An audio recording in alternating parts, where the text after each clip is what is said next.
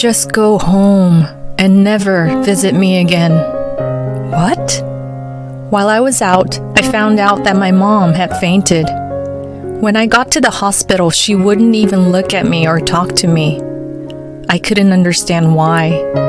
I had been taking care of her diligently since she started using a wheelchair. Why would she suddenly treat me like this? Then when I saw the cardboard boxes my husband had brought, I understood everything. It's been 3 years since my husband Alex and I got married. We have been living happily as a couple. Alex was a kind and skilled husband who was good at cooking. But everything changed 6 months ago. My mom had an accident and became wheelchair bound, so we decided to live together. We moved to a new apartment because the place where we used to live was too small for 3 of us. Unlike our previous one, the new place was almost brand new and it was much more comfortable. Above all, there were fewer steps, so my mom seemed to enjoy the house the most. She was thrilled to have enjoyable meals again after feeling lonely living alone in her old house for a long time. My parents are divorced, and my father has not been around since I was little, so I'm really grateful to my mom who raised me as a single mother. I thought living together was a way to show my gratitude for her, and seeing her happy made me feel relieved. My mom was taken to the hospital by ambulance due to heat stroke on a day when the weather forecast repeatedly warned against unnecessary outdoor activities due to the heat. When I arrived at the hospital, the doctor told me that my mom had fainted in a room without air conditioning.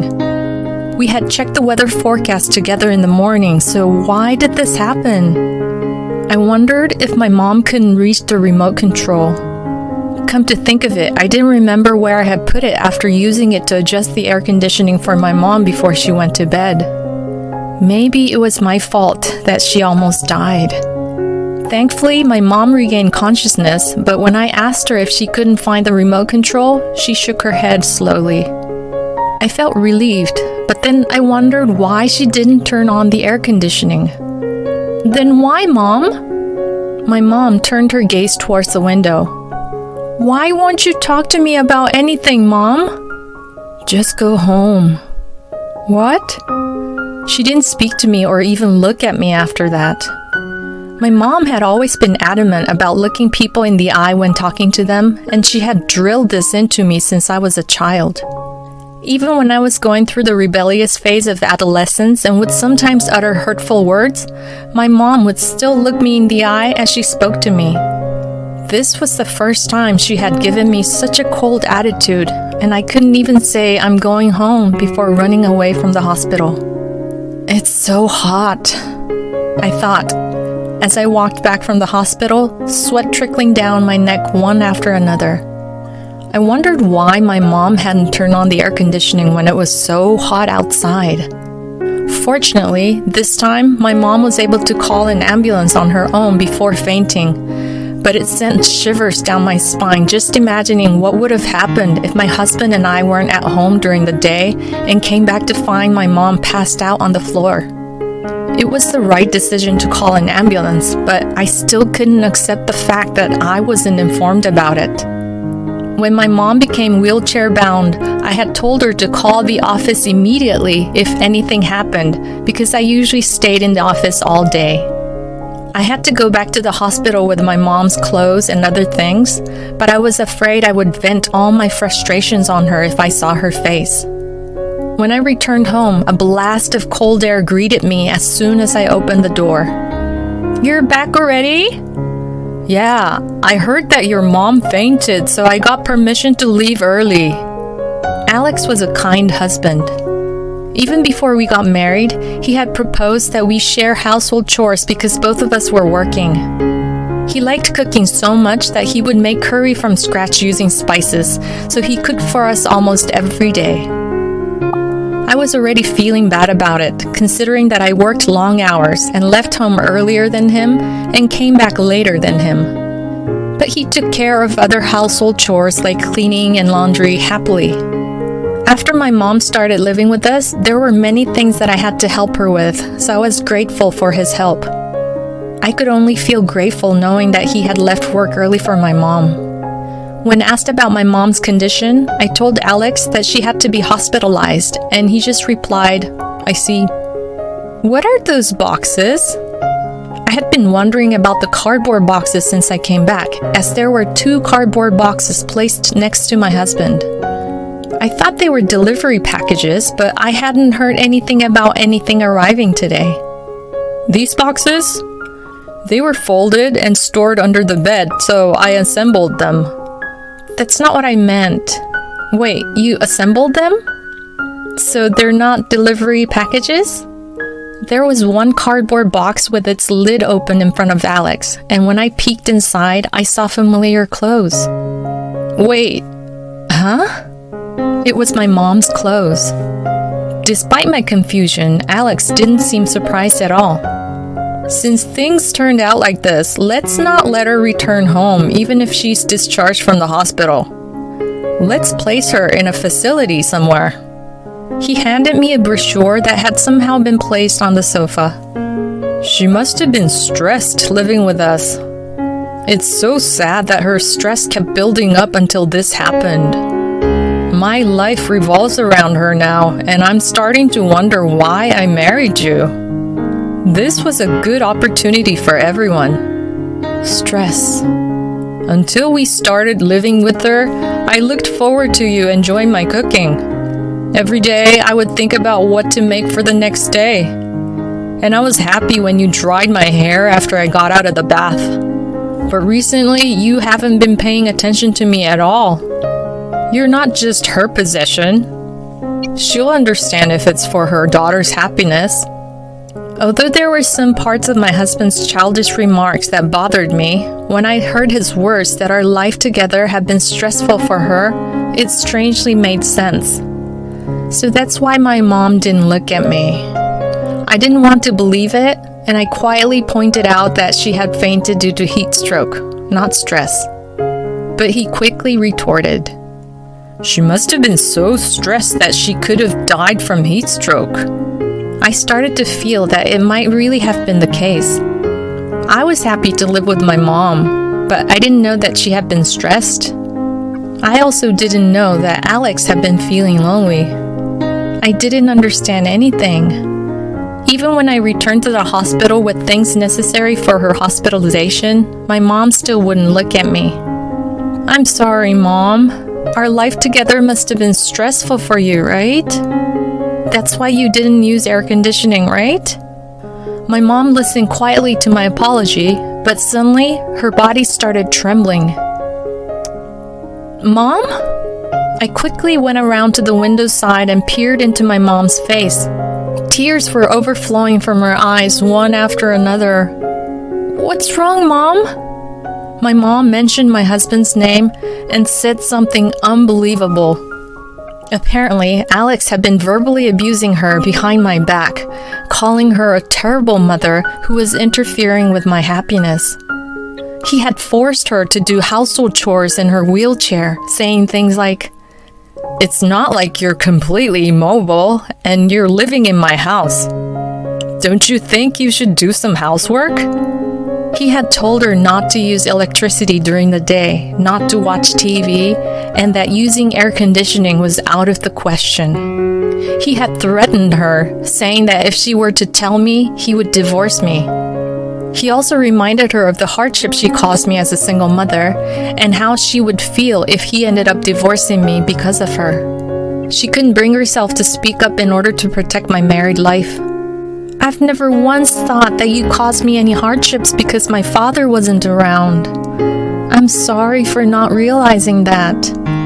We kept apologizing to each other while crying. Despite feeling guilty towards my mom, my anger towards Alex started to build up as soon as my tears stopped. I marched back into the room thinking about what to say to him and saw that he was busy moving more cardboard boxes. There were even more boxes now than when I left. Were there really this many belongings from my mom? "What the hell is all this?" I said angrily, pounding on one of the boxes to show my frustration. But Alex seemed unperturbed and was in a good mood. "I brought them from my parents' house." He casually replied as he peeled off the tape from the nearest box, revealing a strange ornament that I remembered seeing at my in-laws' house. Why would you need to bring something like this from your parents' house? Because my parents are going to live here from today. What? Since I let your mom live with us, it's only fair that my parents live here too. I'll still do the cooking like before, and my mom will help with housework. I can be nice to my parents, and you'll have less burden, and your mom won't be stressed. Everyone will be happy. There's no better plan than this. I couldn't contain my anger towards him, who is now using his own actions to justify what he had done. I talked to you about living with my mom beforehand, didn't I? Why didn't you talk to me even once about this? There's no way you could have prepared all these things in just one day. It's strange, isn't it? Did you do this because you have something to hide? This is my house. I don't need your permission. Alex, feeling inconvenient, said just that and then pretended not to hear anything else. In the meantime, my in-laws showed up to help unpack.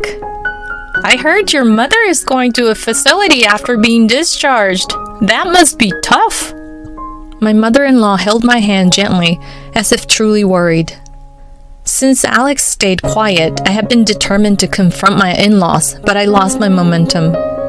It might not be the best timing to say this, but Alex had told us about living together before your mother moved in. He said he wanted to take care of us and live together once his married life settled down. We were looking forward to it, thinking of you as our own daughter. She seemed oblivious to the tense atmosphere between Alex and me, and my father-in-law had already started unpacking, so I decided to let her off the hook for now and play along with her conversation. I'm also looking forward to living with you two. I'm glad you came so quickly, but wasn't it difficult to get everything ready in just one day? One day? I received a call from Alex about 3 months ago. He said your mother was going to move into a facility as soon as you were emotionally ready, so he told us to prepare little by little. He had been preparing for over 3 months and trying to harass and force my mom out, while he was trying to be a perfect son to his parents. I was surprised when he told us to come today, but he said he didn't want you to feel lonely. You know, he's such a family-oriented kid. Alex instructed his parents to come today so that my mom would have nowhere to come back to. Oblivious to everything, his mother looked happy, proud of her son. Your husband's parents are so happy. As his wife, you should be happy too. My father-in-law said to me while Alex sat there with a smirk. Where did you put my mom's stuff? I asked Alex, and he pointed at my smartphone with annoyance on his face. When I opened the message, there was a link to a rental storage company. I'll be right back, I said and left the house, ignoring my mother-in-law's worried look about where I was going at this hour. When I opened the door of the rental storage, I was speechless. My mom's belongings were haphazardly crammed into a nearby rental storage. It was especially bad with cute blankets and stuffed animals that I had bought for my mom to relax with. They seemed to have been thrown in. Alex probably didn't like the idea of my mom relaxing at home. They were not even packed in boxes and were lying on the floor. I didn't want to see his face anymore, so I called him from in front of the rental storage. You've gone too far with this. How could you call yourself a husband when you torment your wife's mother while making your parents happy? You're so annoying. If you keep saying that, we're getting a divorce. I love my mom and dad, and they love me the most. I used to love you the most too, but if I'm not the most important to you, then I don't need you anymore. Huh? Don't act like a child. Your mom won't be around for long anyway. It's great that you can live off the inheritance. It would have been easier if she had just died like that.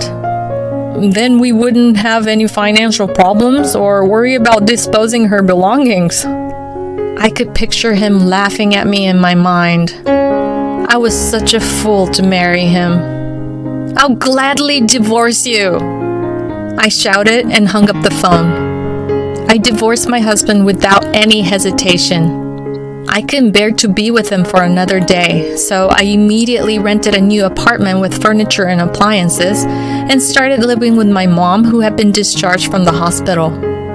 A few days later, my ex-husband called me.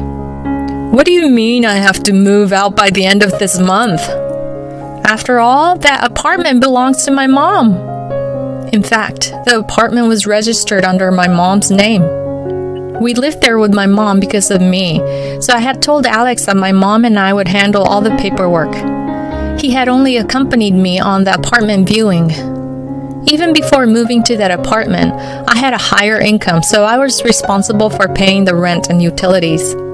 We had established a system where he would pay for groceries and living expenses as he helped with cooking and household chores, so it's convenient for both of us if I pay for the household expenses. It seems he had thought that I had bought the apartment. What? It wasn't under your name? I thought this house was our joint property since I thought it was under your name. Because you only take care of your mom now, I've suffered emotional distress, and I was planning to get this house as compensation with alimony. This is fraud. He continued to speak afterwards, confessing without being asked. I thought I could be nice to both my parents by kicking out your mom. Then I could live comfortably without unnecessary stress. Even though I have been doing my best for you, you rejected living with my parents. So I was planning to divorce you and take the apartment with property distribution. Just like I texted you, the house has already been sold by my mom. You need to move out by the end of the month because there are people who want to buy it and have a viewing scheduled. If you refuse to leave, I will report you for illegal occupation to the police. Don't mess with me. This is my house. Despite his absurd argument continuing, and although it's unfortunate that he couldn't see it, I said with a big smile, "All right, if you really want to live in that house and be nice to your parents, you should buy it with your own money. Go to the bank, get the money, and buy it back." After confirming that he fell silent, I hung up and blocked him. It seems he had been in debt before and had been blacklisted as he was unable to obtain a credit card when we applied for one together at the supermarket. It would be impossible for him to borrow enough money to buy the apartment. As expected, it seemed hopeless, as my mom's smartphone, which I have forgotten to set the block on, received messages from him saying, "Please help me. Let's talk again. I love you," and so on. I don't know what his parents thought after finding out about everything, but as far as I know, they dote on their son, so they'll probably find a way to handle it in the end. I don't need to worry about that guy. I tried to block him immediately on my mom's phone also, but she said, "It's fun, so let's leave it like this for a little longer." She has been drinking beer while laughing at my ex-husband's messages for the past few days. But you know, I do feel sorry for causing your divorce because I became wheelchair bound. Alex and his parents were very good to me until this happened. What are you talking about? Mom, you're the victim here. You're just a victim of that idiot's childish pride, so you don't have to worry a thing. In fact, thanks to you, I was able to divorce that psycho bastard. If I had found out about his personality after we had kids, it wouldn't have been easy to get a divorce. I can easily imagine myself taking care of the baby while dealing with Alex's tantrums and my physical and mental exhaustion. I'm always grateful to my mom.